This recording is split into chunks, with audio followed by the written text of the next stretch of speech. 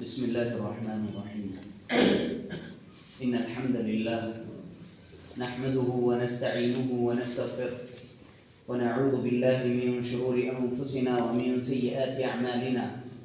من يهده الله فلا مضل له ومن يضلل فلا هادي له، وأشهد أن لا إله إلا الله وحده لا شريك له، وأشهد أن محمدا عبده ورسوله.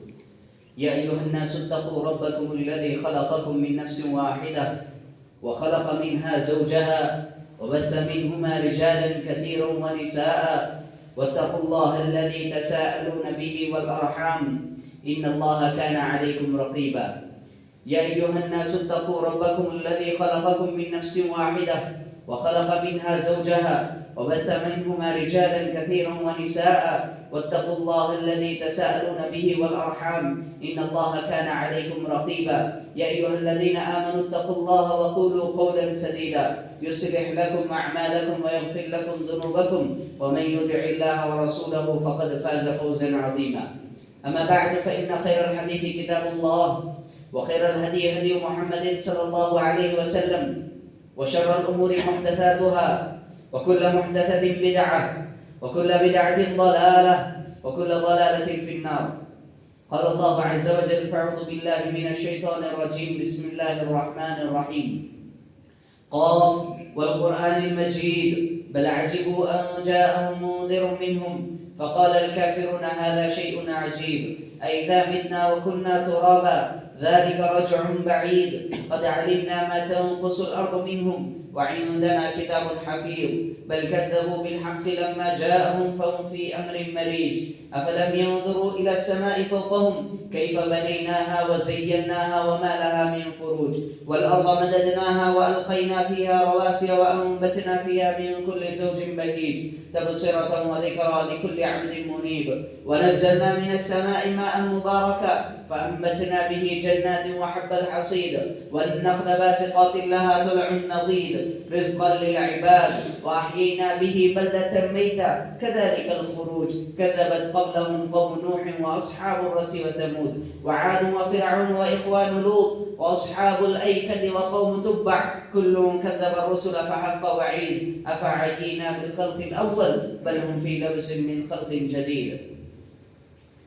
محترم و مکرم حاضرین جمعہ اور باوقار خواتین کرام، اللہ سبحانہ و تعالیٰ کا یہ ایک عظیم احسان ہے کہ جس نے ہمیں توحید جیسی دولت سے مالا مال کیا جس سے بڑھ کر کوئی قیمتی شے نہیں ہے، اور درود و سلام ہو تمام انبیاء علیہ السلام پر، خصوصاً اس نبی پاک پر جنہوں نے زندگی کے ہر لمحے کو، ہر گوشے کو ہمارے سامنے واضح انداز میں پیش کر دیا۔ محترم حاضرین، بے شک ہم جانتے ہیں کہ اللہ سبحانہ و تعالیٰ نے اس دنیا میں پیدا کرنے کا ہمارے لیے ایک مقصد رکھا ہے، اور پھر وہ مقصد یہ کہ اللہ سبحانہ و تعالیٰ کی عبادت کی جائے، اس کی معرفت ہو، توحید پر قائم رہے، تو یہ اللہ سبحانہ و تعالیٰ کا حق ہے۔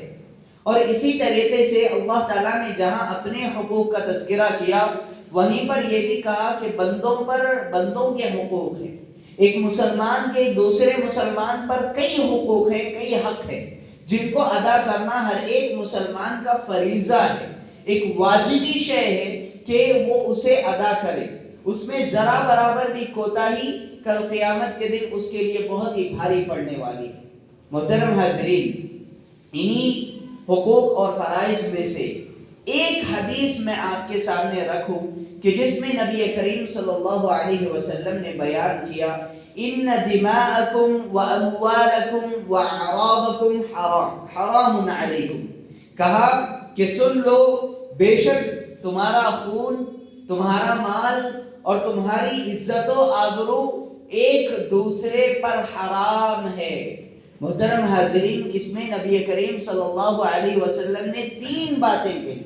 ایک یہ کہ تمہارا خون، جس میں تمام چھوٹی سی بڑی چیز شامل ہے، جب بھی ہاتھ اٹھایا جائے تو پھر اس میں وہ چیز شامل ہو جاتی ہے۔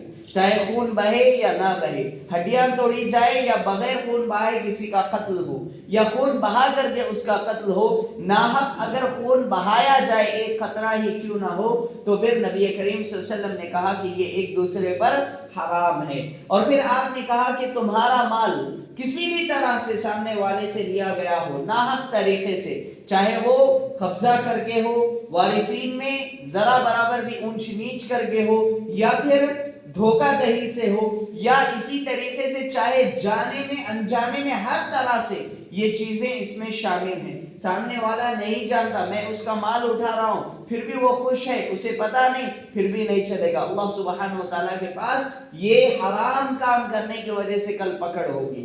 اب تیسری چیز نبی کریم صلی اللہ علیہ وسلم نے جو بات کہی، وَأَعْرَاضَكُمْ، تمہاری عزت و آبرو ایک دوسرے پر حرام ہے۔ ناحق اگر ایک دوسرے کی عزت اچھالی جائے تو نبی کریم صلی اللہ علیہ وسلم نے کہا کہ یہ تم پر حرام ہے۔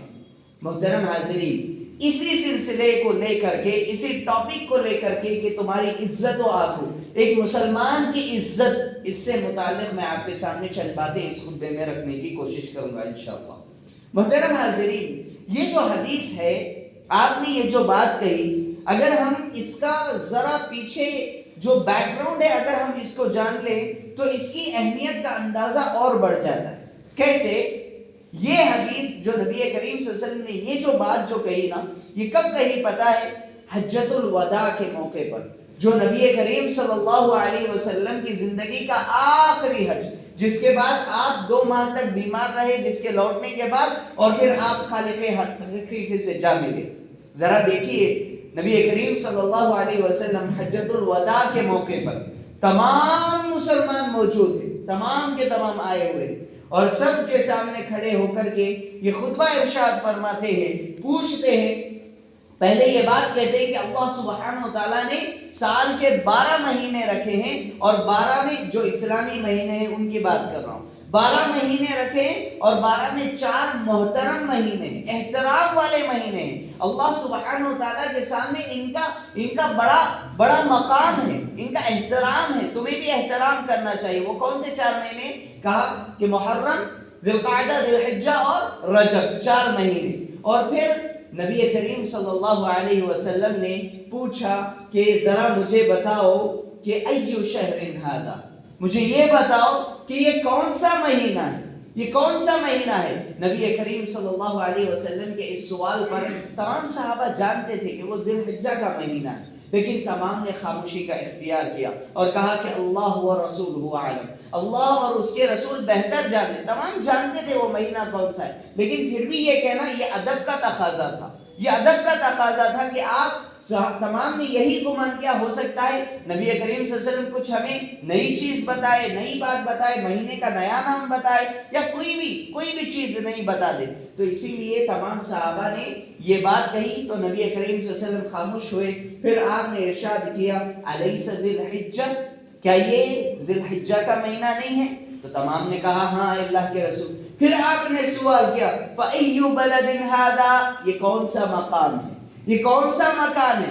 تمام جانتے تھے کہ یہ مکہ المکرمہ ہے، یہ مکہ ہے، تمام جانتے تھے، لیکن پھر بھی تمام نے کہا اللہ و رسولہ اعلم، فسکت۔ نبی کریم صلی اللہ علیہ وسلم خاموش ہو گئے، اور تمام نے یہی گمان کیا کہ نبی کریم صلی اللہ علیہ وسلم اس مرتبہ ایک نئی چیز، نئی بات کہنے والے ہیں، نیا نام دینے والے ہیں۔ تو نبی کریم صلی اللہ علیہ وسلم نے پوچھا الیس البلدہ، پوچھتے ہیں کیا یہ مکہ مکرمہ نہیں ہے؟ تو پھر تمام کہتے ہیں کہ ہاں اللہ کے رسول صلی اللہ علیہ وسلم۔ پھر آپ صلی اللہ علیہ وسلم سوال کرتے ہیں فَأَيُّ يَوْمٍ هَذَا، اب مجھے یہ بتاؤ کہ یہ کون سا دن ہے، آج کون سا دن ہے؟ تمام جانتے تھے کہ وہ دن یوم النحر کا دن تھا، یوم النحر کا دن تھا، بقرہ عید کا دن تھا، لیکن تمام نے ایک ہی جواب دیا اللہ و رسولہ اعلم، کہا کہ اللہ اور اس کا رسول بہتر جانتے ہیں۔ تو نبی کریم صلی اللہ علیہ وسلم خاموش ہوئے۔ تمام نے یہی گمان کیا کہ بے شک نبی کریم صلی اللہ علیہ وسلم اس دن کا بھی نیا نام دیں گے،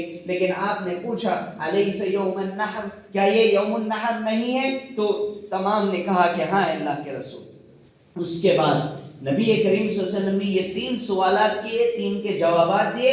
پھر آپ نے کہا ان دماءکم واموالکم واعراضکم حرام علیکم، कहुर्मती यौमिकुम हादा फी बलदिकुम हादा फी शहरिकुम हादा। कहा कि बेशक तुम पर तुम्हारा माल, तुम्हारा खून, तुम्हारी इज्जत और आबरू हराम है, वैसे ही जिस तरह ये महीना तुम्हारे लिए मोहतरम है, वैसे ही जिस तरह ये जो मकाम है ये तुम्हारे लिए मोहतरम है, वैसे ही जैसे आज का दिन तुम्हारे सामने एहतराम वाला है। मोहतरम हाजिरीन, नबी करीम सल्लल्लाहु अलैहि वसल्लम का एक तरफ ये सवालात करना, दूसरी जानिब ये बातें कहना, ये इस वजह से है कि ये बताना मकसूद है जिस तरह ये मोहतरम महीना है, जिस तरह ये एहतराम वाली जगह है, जिस तरह ये दिन सबसे अफजल दिन है इस महीने का, उसी तरीके से एक मुसलमान की इज्जत, एक मुसलमान का माल, एक मुसलमान की जान, उसका खून उसी तरह से एहतराम वाला है। तुम्हारे ऊपर इसका बहाना, इसे नाहक लेना, नाहक इज्जतें उछालना, ये हराम है तुम पर, नबी करीम सल्लल्लाहु अलैहि वसल्लम ने कहा। जिस तरह तुम इसका एहतराम करते हो उसी तरह तुम्हें चाहिए कि तुम एक मुसलमान का, कौन मुसलमान? नबी करीम सल्लल्लाहु अलैहि वसल्लम ने क्या ये बात नहीं कही जिसने शहादत दी ला इलाहा इल्लल्लाह की, जिसने कहा कि मुहम्मदुर रसूलुल्लाह, तो गोया कि वो मुसलमान है। और जब वो मुसलमान है तो फिर लाजमी शय है कि हम उसकी इज्जत करें, लाजमी शय है कि उसकी इज्जत की पामाली से बचे। मोहतरम हाजिरीन, जिसकी इज्जत का वादा, जिसकी इज्जत की जमानत, जिसकी गारंटी इस्लाम दे दे, क्या हमें वो ज़ैब देता है कि हम उसकी इज्जत को उछालें? मोहतरम हाजिरीन, हमें इससे बाज रहना चाहिए।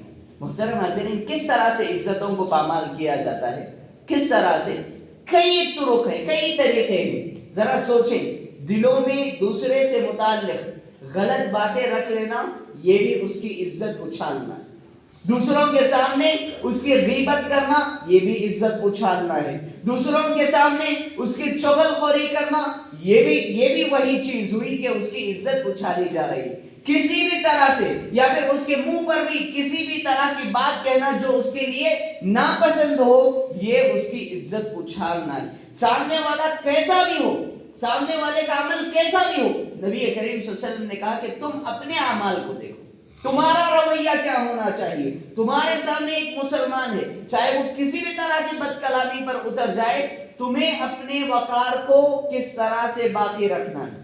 तुम्हें जानना होगा कि तुम्हें किस तरीके से जिंदगी गुजारनी है, अपने अमाल की हिफाजत कैसी करनी, ये नबी करीम सल्लल्लाहु अलैहि वसल्लम ने सिखाया। अब कोई ये नहीं कह सकता कोई सामने वाले ने गाली देना मैं क्यों ना दूं, ये नहीं कह सकता। उसका अमल ना जाए हुआ, उसके तो नेकियां उड़ाए गए, तो फिर हम क्यों अपने नेकियां बर्बाद कर ले, अल्लाह सुब्हानहू व तआला की खातिर सब्र कर ले।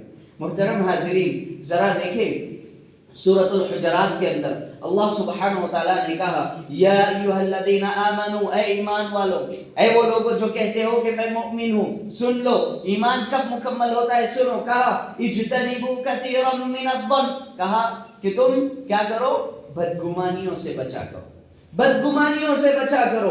कहा इन्ना बअज़-ज़न्नि इस्म, इसलिए कि बहुत सारे जो गुमान तुम किया करते हो उनमें से बहुत ही बदगुमानियां क्या हैं, वो गुनाह हैं। और फिर कहा वला तजस्ससु, किसी की जासूसी में ना उतरो, किसी के ऐब के पीछे ना भागो, किसी के ऐब तलाश करने के लिए ताड़ते हुए ना रहो। फिर कहा वला यग़्तब बअदुकुम बअदा, किसी की गीबत ना करो। और गीबत क्या है? नबी करीम सल्लल्लाहु अलैहि वसल्लम से जब पूछा गया कि अल्लाह के रसूल गीबत क्या है, तो आपने कहा ज़िक्रुका अखाका बिमा यकरह, हर वो बात कहना जो तुम्हारे भाई से मुताल्लिक कि उसको वो नापसंद गुजरे। अगर उससे नापसंद दिखती है वो बात और वो जाकर के हम दूसरों को बयान करते हैं तो ये गीबत है। अल्लाह सुब्हानहू व तआला ने कहा वला यग़्तब बअदुकुम बअदा, तुम एक दूसरे की पीठ पीछे बुराई ना करो, गीबत ना करो। फिर कहा अयुहिब्बु अहदुकुम अन याकुल लहम अखीही मैतन, पूछा कि क्या तुम में का कोई ये पसंद करता है कि तुम अपने भाई के मुर्दा भाई के गोश्त से कुछ खाओ। مردار بھائی ہے، مرا ہوا ہے، اور اس کے گوشت سے تم کھاؤ، کیا تم یہ پسند کرتے ہو؟ اللہ تعالیٰ نے خود ہی کہا فَكَرِهْتُمُوهُ، تم کراہت محسوس کرتے ہو، تم نہیں کھا سکتے۔ تو اللہ تعالیٰ نے کہا وَاتَّقُوا اللَّهَ، جب یہ معاملہ ہے تو اللہ سبحانہ و تعالیٰ سے ڈرو، اللہ سبحانہ و تعالیٰ سے ڈرو۔ ان اللہ تواب الرحیم، اگر جانے انجانے میں غلطی ہو گئی ہو، اللہ سبحانہ و تعالیٰ سے معافی مانگ لی ہو، تو اللہ سبحانہ و تعالیٰ بے شک تواب ہے، گناہوں کو بخشنے والا ہے۔ محترم حاضرین، یہ جو غیبت ہے اس سے بڑھ کر کے ذرا ایک اور حدیث میں دیکھیے، نبی کریم صلی اللہ علیہ وسلم نے کہا کہ اگر صحابہ رضی اللہ عنہم اجمعین نے جیسے غیبت کی تعریف پوچھی کہ غیبت کیا ہے، آپ نے یہ کہہ دیا کہ تم اس سے متعلق، کسی بھائی سے متعلق وہ بات کرو جس سے وہ ناپسند کرتا ہے۔ پھر ایک صحابی نے سوال کیا، پوچھا، یہ اہم ہے، یہ اہم ہے، ہم سب کو یہ جان لینا چاہیے، اس لیے کہ بہت سارے لوگ یہی بہانہ بناتے ہیں۔ صحابی نے پوچھا، اے اللہ کے رسول، ارأیت ان کان فی اخی ما اقول، کہتے ہیں کہ اے اللہ کے رسول ذرا یہ تو بتائے، اگر میں وہ بات کہہ رہا ہوں، وہ برائی کر رہا ہوں جو اس کے اندر پائی جاتی ہے، میں جھوٹ نہیں کہہ رہا ہوں بلکہ وہ بات کہہ رہا ہوں جو اس کے اندر پائی جاتی ہے، تو کیا تب بھی یہ غیبت میں شمار ہوگا؟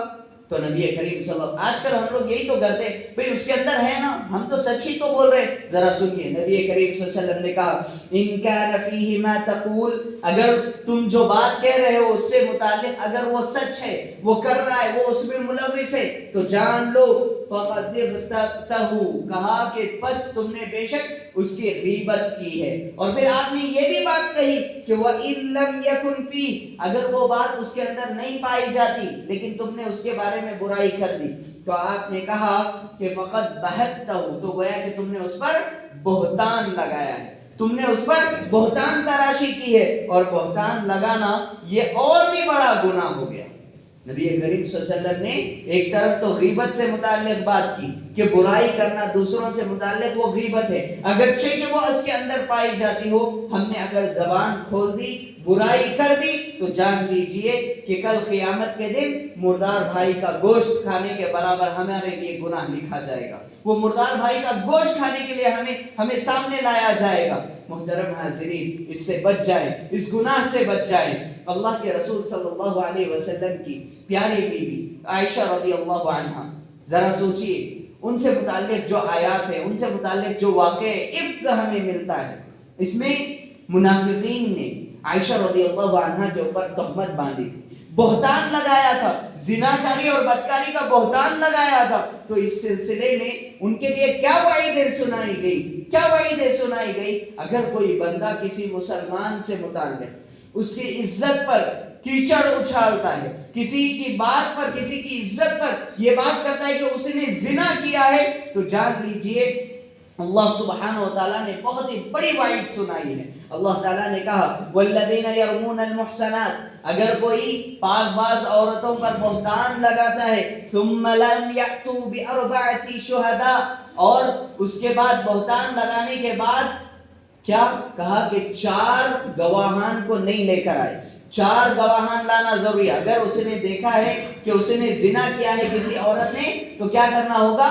4 گواہان کو پیش کرنا ہوگا کہ انہوں نے بھی اپنی آنکھوں سے دیکھا ہے۔ کوئی بھی یہ نہیں کہہ سکتا کہ میں نے بس وہاں پر دیکھا تھا، پتہ نہیں انہوں نے زنا کیا ہے یا نہیں، میں نے بس ان کو دونوں کو خلوت میں دیکھا، بس اتنا بھی کہہ دے تو بھی جو ہے اس کی گواہی قبول نہیں کی جائے گی۔ اللہ سبحانہ و تعالیٰ نے کہا کہ اگر کوئی کسی مسلمان عورت پر کیا کرے، بہتان لگائے، اور پھر اسے واضح نہ کر سکے، گواہان نہ پیش کر سکے، تو اللہ تعالیٰ نے کہا تین سزائیں اللہ تعالیٰ نے سنائی۔ کہا فجلدوہم 80 جلدہ، کہا کہ اسے 80 کوڑے مارے جائیں، اور پھر کہا وَلَا تَقْبَلُوا لَهُمْ شَهَادَةً أَبَدًا، اتنا ہی نہیں، اس کی کبھی بھی پوری زندگی ابدا، کہا کہ کبھی بھی اس کی گواہی قبول نہیں کی جائے گی، کسی بھی معاملے میں ہو اس کی گواہی قبول نہیں کی جائے گی۔ پھر کہا وَأُولَئِكَ هُمُ الْفَاسِقُونَ، تیسری سزا سنائی کہ وہ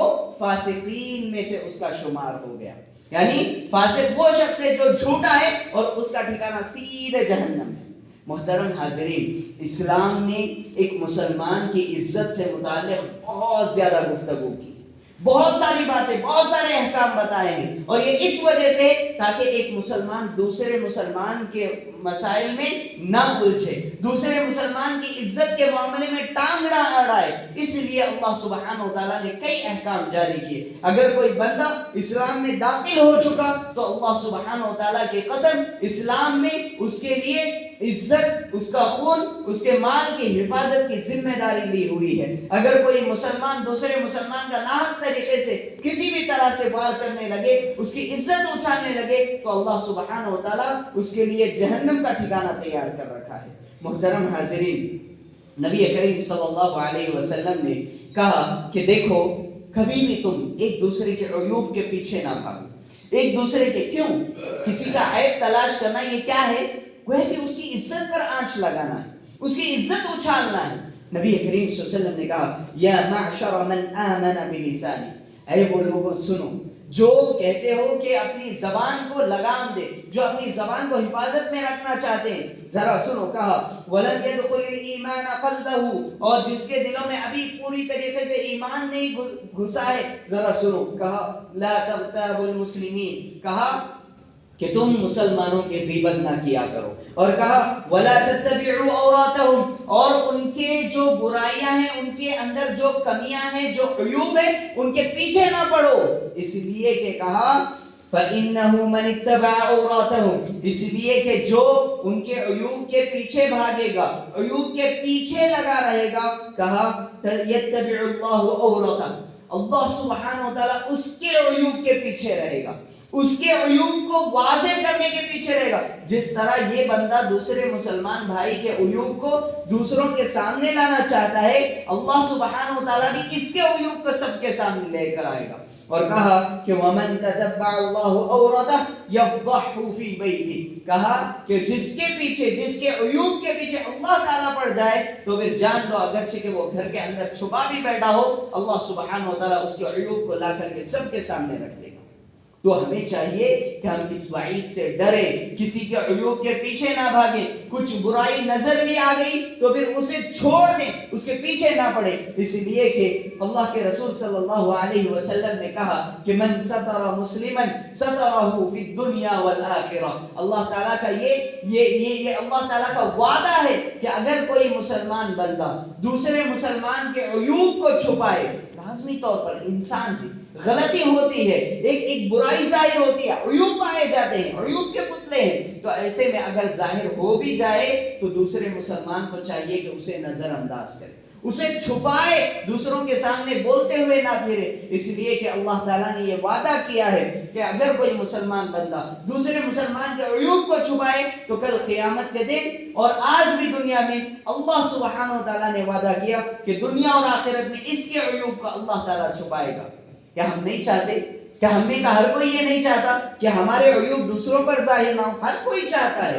اگر یہ کرنا ہے تو اللہ سبحانہ وتعالیٰ نے کہا کہ تمہیں چاہیے کہ تم دوسروں کے عیوب جو تمہیں نظر آ جاتے ہیں انہیں نظر انداز کیا کرو، انہیں چھپایا کرو۔ محترم حاضرین، یاد رکھیے ایک مسلمان، حقیقی مسلمان وہی ہے جس کے اسلام سے، جس کے مسلمان ہونے سے دوسرے مسلمان اس کے ہاتھ اور زبان سے محفوظ رہے۔ نبی کریم صلی اللہ علیہ وسلم نے کہا المسلم، مسلمان وہ ہے من سلم المسلمون من لسانہ ویدہ، جس سے دوسرے مسلمان، جس کے ہاتھ اور زبان سے محفوظ رہے، اور جس کی زبان اور ہاتھ سے محفوظ رہ جائے نا تو پھر ایسے میں ہم حقیقی طور پر کہہ سکتے ہیں کہ وہ واقعتاً مسلمان ہے۔ محترم حاضرین، اسی طریقے سے ایک حدیث مفلس ہمیں ملتی ہے جس کا نام ہی حدیث المفلس کہا جاتا ہے، علماء نے اس کو واضح کیا۔ ذرا مجھے بتائیں عربی زبان میں مفلس کس کو کہتے ہیں؟ بتائیں، کنگال، فقیر شخص کو۔ اور ہم جانتے ہیں کنگال فقیر کون ہے؟ جس کے پاس مال نہیں ہے، کھانا پینا نہیں ہے، کپڑا نہیں ہے، یہی تو کہیں گے ہم لوگ۔ نبی کریم صلی اللہ علیہ وسلم نے تمام صحابہ سے سوال کیا، کیا تم جانتے ہو کہ مفلس کون ہے؟ تو تمام صحابہ نے یہی جواب دیا کہ وہ شخص جس کے پاس کچھ بھی کھانے کے لیے نہیں ہے، جس کے پاس پہننے کے لیے کچھ بھی نہیں ہے، اوڑھنے کے لیے کچھ بھی نہیں ہے، سر پر چھت نہیں ہے، ایک دم کنگال شخص۔ نبی کریم صلی اللہ علیہ وسلم نے کہا کہ میں تمہیں اصل حقیقی مفلس نہ بتاؤں؟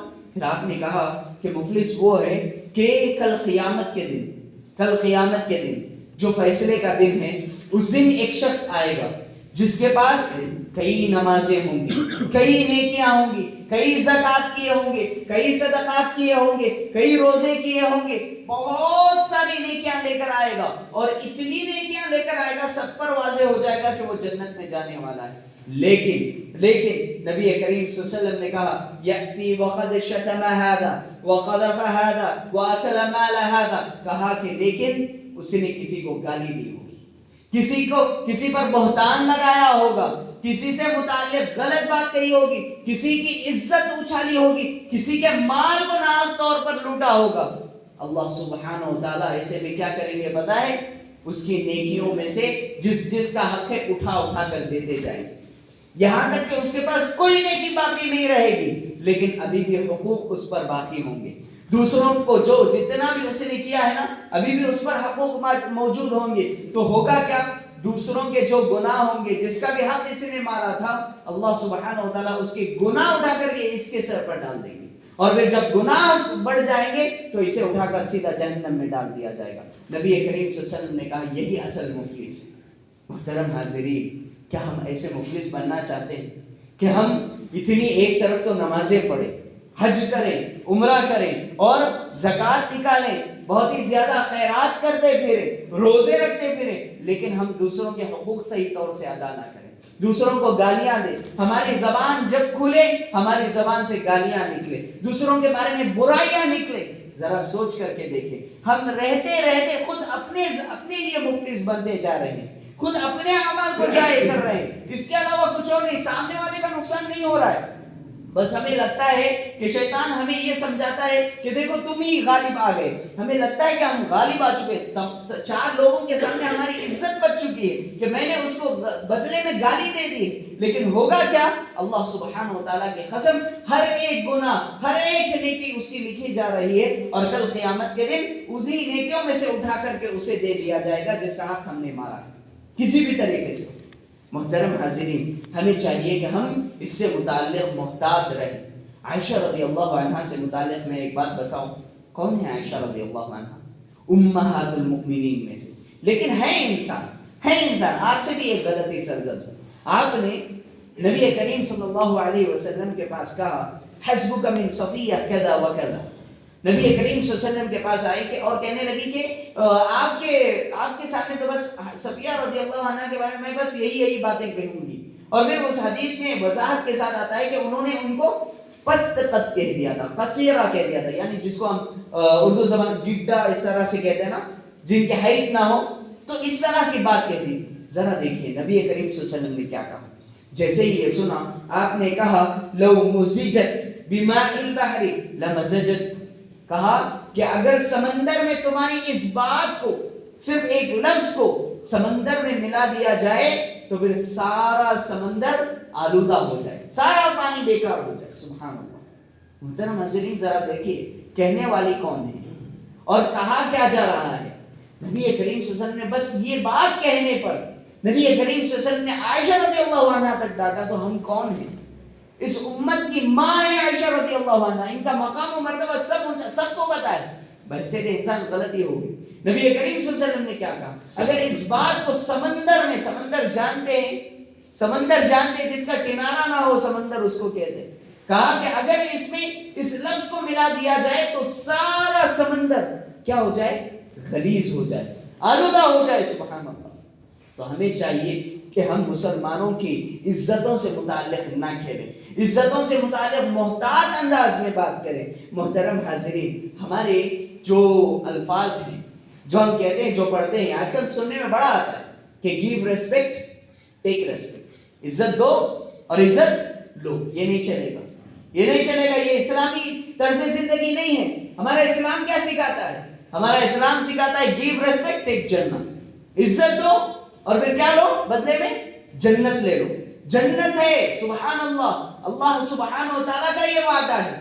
میں ایک واقعہ میں آپ کے سامنے رکھ دوں، پھر اپنی بات ختم انشاءاللہ۔ ایک واقعہ ہے کہ نبی کریم صلی اللہ علیہ وسلم صحابہ کے ساتھ بیٹھے ہوئے ہیں، اچانک کہتے ہیں کہ ابھی ایک شخص آئیں گے جو جنتی۔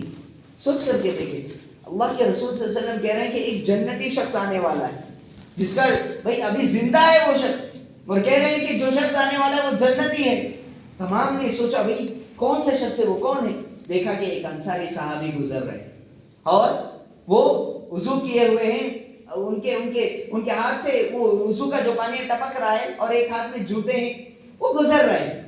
پھر اسی طریقے سے وہ دن گزرتا ہے، پھر دوسرا دن آپ وہی بات دہراتے ہیں اور پھر دیکھتے ہیں کہ وہی شخص گزر رہے ہیں، اور پھر تیسرا دن بھی وہی شخص گزر رہے ہیں۔ تو ایسے میں عبداللہ بن عمرو بن العاص رضی اللہ عنہ کہتے ہیں کہ میں اس شخص کے پیچھے لگ گیا کہ آخر اس نے کون سا ایسا عمل کیا کہ جس کی وجہ سے نبی کریم صلی اللہ علیہ وسلم نے اسے جنت کا وعدہ کر دیا۔ تو ایسے میں وہ پیچھا کیے تقریباً 3 دن تک، وہ کہتے ہیں کہ میں 3 دن تک ان کے پیچھے لگا رہا، اور پھر میں نے کوئی خاص عمل نہیں پایا۔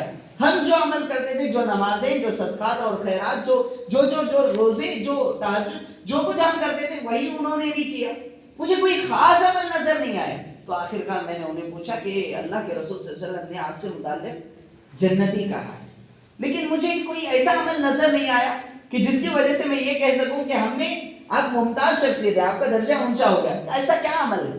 تو ایسے میں وہ صحابی کہتے ہیں کہ میں کوئی خاص عمل نہیں کرتا، میرا کوئی خاص ایسا عمل نہیں ہے، تم سے ہٹ کر کے کوئی عمل نہیں۔ ہاں اتنی بات ضرور ہے کہ میں سونے سے قبل ہر روز اگر کسی کا حق مجھ پر ہے تو پھر میں اسے معاف کر دیتا ہوں، میں اگر کسی سے متعلق میرے دل میں کینہ کپٹ ہے تو میں اسے صاف کر دیتا ہوں، اگر حسد ہے تو اسے نکال پھینکتا ہوں، مسلمانوں کی جو عزت ہے اسے برقرار رکھتا ہوں، کسی سے متعلق ذرا برابر بھی اپنے دل میں برائی نہیں رکھتا۔